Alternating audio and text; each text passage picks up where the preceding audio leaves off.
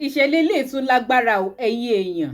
ẹ tún wá gbọ́ṣẹ̀lẹ̀ ńlá ìṣẹ̀lẹ̀ kàyéfì ìṣẹ̀lẹ̀ tó lágbára tó tún ṣẹlẹ̀ nínú private hospital kan ní Ìbàdàn Mole hospital náà porúkọ hospital ẹ̀yin èèyàn bá wá nǹkan fìdílé ẹ wá gbàlàyé tí ọmọ woman 59 years old kan tán ni ó fẹsẹ̀ ara rẹ̀ rìn wọnú hospital fún ìtọ́jú ara rẹ̀ fún àìlera tó ń ṣe wọ́n sì dá dúró sórí bẹ́ẹ̀dì náà bá bẹ̀rẹ̀ sí ní kó àwọn oògùn tó ti bàjẹ́ àwọn expired drug fún woman yìí títí tó fi dákẹ́ síbẹ̀.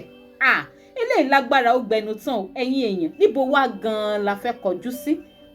níbo gan la fẹ́ kọjú sí mọ́ ní Nàìjíríà à ń pariwo insecurity lónìí insecurity lọ́la àwọn ajínigbé ń ṣe títí wọn àwọn agbénipa ń ṣe títí wọn hospital tó yẹ ká tó ti feel safe ó ti ń di pàkúté kú.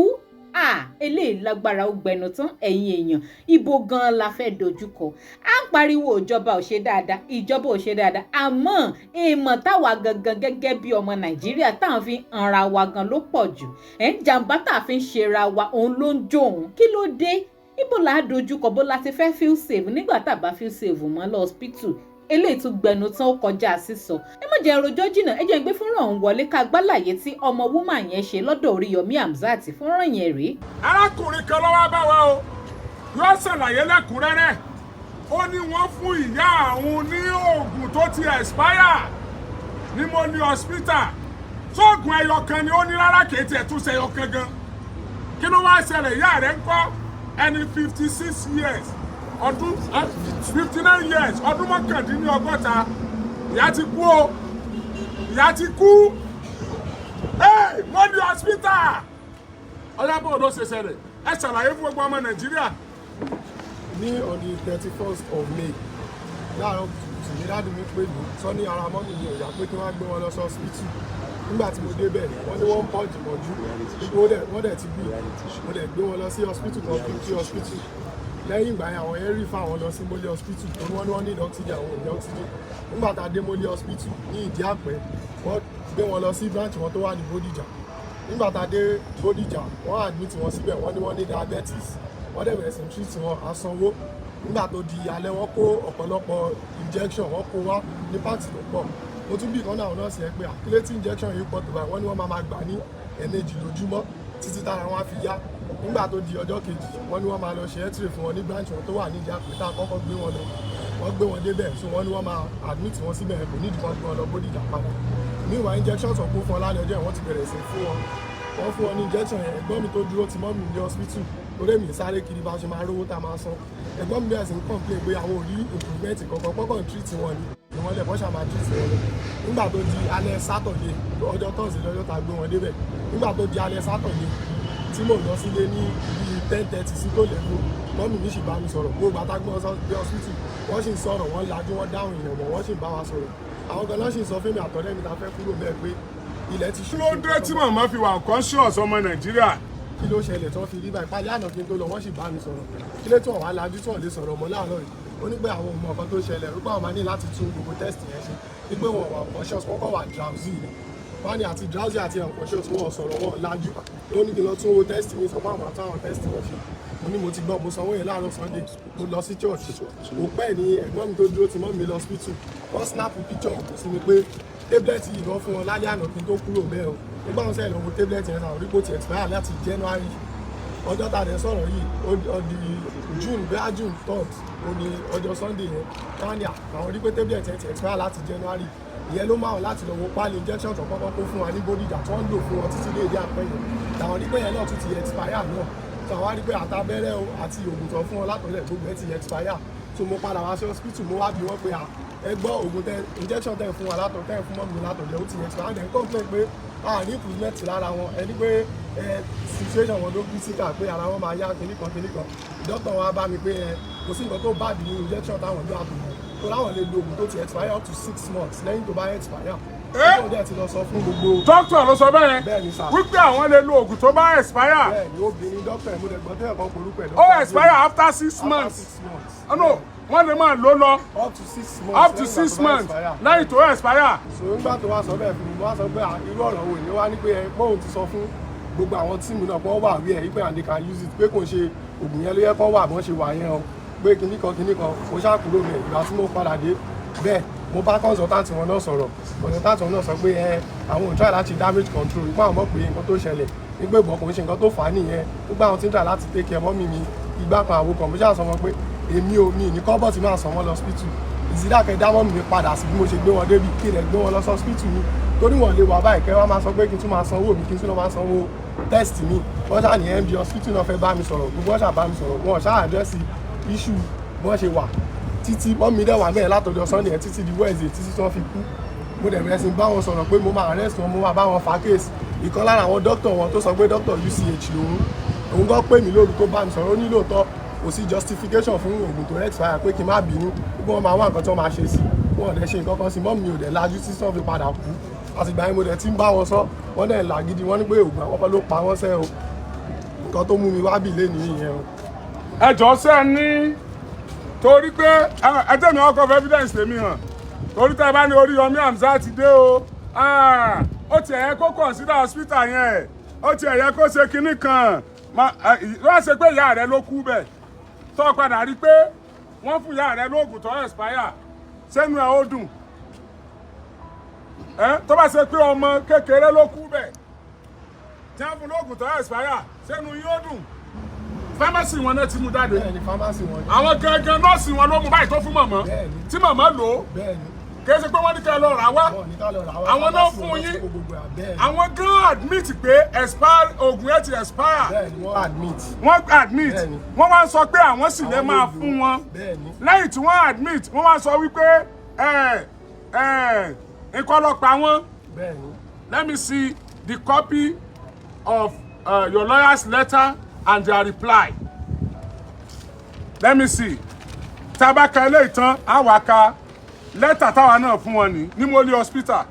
wípé kí wọ́n wá kájọ jókòó torí Oriyomi ò bá tẹ̀kẹ̀ yìí sí pẹ̀lú wọn Moli hospital tóbi ó ṣe Moli hospital my foot hospital tí wọ́n ti ń fún yàn ní expiry drug ẹ sọ fún wa bóyá ó work Nàìjíríà expired drug yìí ẹjọ́ ó yé wa bóyá Nàìjíríà bóyá àwọn medical practitioner Nàìjíríà bóyá àwọn faramọ́ déètì wo ló expire. January 2024. déètì wo náà fún mọ́mí yín. wọ́n fún wọn ní June 3rd. oògùn yóò expire ní January 2024 wọ́n dẹ̀ fún olóògbé ní June 2024 ní Moli hospital Ìbàdàn oògùn yẹn expire ní January 2024 wọ́n dẹ̀ mú fúnra wọn náà mú o ní fámásì wọn wọ́n dẹ̀ fi ọwọ́ ara wọn já wọ́n dẹ̀ ní kí màmá ọ lanu wọ́n sì dá sí màmá lẹ́nu wọ́n sì bá fomi sí ní June 2024 ìkejìdá ìgbà wo lélẹ́yìn expire. April 2024. eléyìí expire injection eléyìí injection eléyìí expire ní April 2024 wọ́n sì ní kí màmá ọkọ ìdí wọ́n sì ń fún màmá lẹ́ẹ̀mejì lójoojúmọ́ ó ti expire láti April wọ́n sì ń fún màmá ní ẹ̀ẹ̀mejì lójoojúmọ́ ní June títí tẹ̀mí fi bọ́ lẹ́nu màmá ní Moli hospital. Now Ọ̀yọ́ state government lábẹ́ ìṣèjọba engineer Olúṣèyí Abíọ́dún Mákindé commissioner for health lábẹ́ ìṣèjọba engineer Olúṣèyí Abíọ́dún Mákindé chairman hospital management board lọ́yọ̀ state ẹ̀sà àwa fẹ́ mọ̀dí ni tí Moli hospital tí òfin ní kọ́kọ́ jẹ́ títì paná kẹ́ ẹ mọ́ wá ṣe investigation yìí lọ nítorí ẹlòmíì tó ṣeé ṣe kí Moli hospital máa mú expired drug lọ́wọ́ báyìí tí wọ́n fẹ́ fún un ìgbà tẹ́ lọ gbókùn màmá kí ló wá ṣẹlẹ̀ pẹ̀lú CMD. so MD wá pè mí nígbà tí mo lọ gbé òkú wọn tí mo padà lọ pé kí n lọ gba death certificate wọn so MD wá rí mi wọ́n á pè mí pé wọ́n sọ fáwọn pé mo wà lára àgbáwò dá mi mọ̀ nígbè kí mo wá ṣe so mo ní mo wá gba death certificate wọn ni wọ́n wá ní ṣé wọ́n ní kí n sanwó mi wọ́n á ní mo ṣe san 82,000 naira balance tí wọ́n ní kí n san lọ́jọ́ tí wọ́n kú yẹn lọ́wọ́ ní mi ìbá ti máa san yìí pé àwọn máa dáwó yẹn padà wọ́n ṣàlọ́ pàkátà sọ pé gbogbo wa mo ní kán má wọrí wọ́n ṣàyìn sí ìsìgbé dandan kí n ṣàgbáwó yẹn fáwọn máa dáwó yẹn padà fún mi wọ́n ṣàpìlẹ̀ àmì lẹ́yà mi sọ pé kí n gbà kí n kúrò bẹ́ẹ̀ kí n má sọ tuntun so mo ṣáà gbowó yẹn káàṣì wọn láwọn fẹ́ ṣe transfer mo ní rárá wọ́n ṣáà kó káàṣì fún mi so mo gba káàṣì yẹn mo dẹ̀ kúrò ń bẹ̀ lọ́jọ́ yẹn.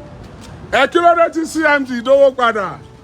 abẹ́rẹ́ wípé ọ̀rọ̀ yìí lágbára ó gbẹnu tán báyìí ẹ wo gbogbo evidence tarákùnrin kó dání báyìí àìmọye èèyàn ni ó sì ti bá bẹ́ẹ̀ lọ tó ṣe wípé wọn ò ní mọ̀ pé irun tó pa wọ́n lélẹ̀ tí ìbáṣọlá pọ́lọ́n fẹ́ tú wọn láṣìírí ó fẹ́ tú wọn lọ́káfọ́ báyìí ló ní kí ọmọ woman yìí ó tètè mọ̀ pé nǹkan kan báyìí ló ń ṣèyá àwọn eléyìí lágbára ọgbẹnu tán wọ́n tún go ahead wọ́n tún dówó hospital padà fún kó bàa lè ṣẹnu fẹ́m kó bàa lè dákẹ́ kó má bàa pariwo sí gbogbo ọmọ nàìjíríà ìjọba Ṣèyí Mákindé àti commissioner of for health àbí nǹkan ní ìpínlẹ̀ Ọ̀yọ́ ẹ dákun ẹ bá wa dìde sí ọ̀rọ̀ yìí kò ń ṣọ̀rọ̀ tó yẹ kí wọ́n dáwọ́ bò rárá kì í tiẹ̀ ń ṣọ̀rọ̀ tó yẹ kán máa dáwọ́ bò rárá kán ṣe lóko òru rárá ni torí ẹ̀mí èèyàn là ń sọ ń pa èyí Ọlọ́run ló mọ iye èèyàn tó tá ti ṣe bẹ́ẹ̀ tí wọ́n ti sẹ̀mí wọn lófò nínú hospital yẹn pẹ̀lú expired drug because matter is serious gidi o ẹ̀yin èèyàn náà ẹ tẹ̀ jẹ́ ká lọ wọ under comment fídíò yìí ká tẹ̀ wo nǹkan táwọn èèyàn ń sọ bóyá tẹ̀ máa rí 1 or 2 people táwọn náà máa sọ experience wọn nípa this same Moli hospital nìbàdàn ẹ já ka 1 or 2 comments. one commenter olúwa ló ní Òjó Ayéfẹ́lẹ́ ó ní Moli, I had a very terrible experience with one of their quacks in the name of a doctor in 2014. Ṣẹ̀tí gbọ̀n kan. Àlọ́lọ́run fẹ́ tú wọn láṣìírí ni this time around. Mo ti sọ pé kò lè jẹ́ ẹni yìí nìkan náà máa kọ́kọ́ ṣerú nǹkan báyìí fún wọn àti máa ṣe tipẹ́tipẹ́. Another commenter Samuel Matthew ó ní please Oriyomi arrange good security for the complaints because they will be after him now. Ó ga o. Olúfúnkẹ́ Ìdòwú ó ní this is serious o. Giving expiring drug is very very dangerous. Yes now gbogbo alámọ̀ wípé kán máa fún yàn ní expired drug ó lè ṣekú pààyàn. A whole doctor wá ń sọ fún patient wípé àwọn máa ń lo expired drug even after 6 months. ẹ dákun ẹ̀yin tẹ́ jẹ́ medical practitioners ẹ̀yin doctors wa ẹ̀yin nurses wa ẹ̀yin ọmọ bá mi jù sọ́ndà kọ́mẹ̀ntì ṣé lóòótọ́ nìyẹn lè lo oògùn tó ti expire 6 months ago àbírú irú kí leléyìí nínú health industry ní nàìjíríà nítorí ọlọ́run ọ̀rọ̀ yìí lágbára o ẹ ti jẹ́ ká kọ́mẹ̀ntì méjì lọ síwájú. Another person Ronke Títílayọ̀ Agboola òun náà ni my mom also had diabetes and we took her there and she later developed complications and died in this same Moli hospital. Ṣé ti gbọ́ ẹ̀yin èèyàn this same similar case ni ìyá boy yìí náà ní boy tó mú complain wá sọ́dọ̀ Oriyomi Hamzat this same similar case pẹ̀lú ti Ronke Títílayọ̀ òun náà ló ṣẹlẹ̀ tí woman yẹn náà kú síbẹ̀ báyìí mo ti sọ pé ọlọ́mọ mo fẹ́ tú wọn láṣìírí òun ló jẹ́ kí bọ̀bọ̀ yìí ó take cognizance oògùn tí wọ́n fún ìyá ẹ̀ nínú hospital yẹn. gbogbo ẹ̀yin èèyàn tí ẹ̀ ń wò mí ní dédé àsìkò ẹ dákun jẹ́ kí eléyìí jẹ́ ẹ̀kọ́ fún wa ẹ jẹ́ ká máa make sure wípé oògùn tán bá ń fún wa àbí injection tá a bá ń gbà ní hospital lọ́wọ́ àwọn doctor and nurses ẹ jẹ́ ká máa check ẹ̀ dáadáa ká ensure wípé kò ń ṣe expired drug àbí expired injection ni wọ́n administer fún wa because tíyẹn bá sáré wípé kóun má kú tó bá ti wá ṣe wípé oògùn tán wá fún pé ká rẹ̀ fi lè yá gangan ní ìwà tún ṣokùnfà kú ẹ̀ rí pé ìyẹn tún lágbára ó gbẹ̀nù tán and I hope wípé ìjọba Ṣèyí Mákindé ìjọba ìpínlẹ̀ Ọ̀yọ́ wọn ní dọwọ́ bọ̀rọ̀ yìí wọn ní ṣe lókù òru wọn á jẹ́ kí arábìnrin kó rí justice kó rí ìdájọ́ òdodo tó yè kòrò lórí mátà yìí torí ẹ̀mí odindi èèyàn ò là ń sọ̀rọ̀ nípa ẹ̀ kí l'opinion titi yín ẹ dákun ẹ máa bá mi jù sí comment and ẹ má gbàgbé láti máa bá mi follow DigiNaija online lórí ayélujára Facebook link tó wà lábẹ́ fídíò yìí máa gbé yín débẹ̀ from there ẹ tún máa gbádùn àwọn ètò wa àwọn update tá a bá mú wá lórí àwọn ètò tá a ti ń ṣe látijọ́ ọjọ́ lọ́lọ́kan òjọ̀kan títí dìgbà míì ire o.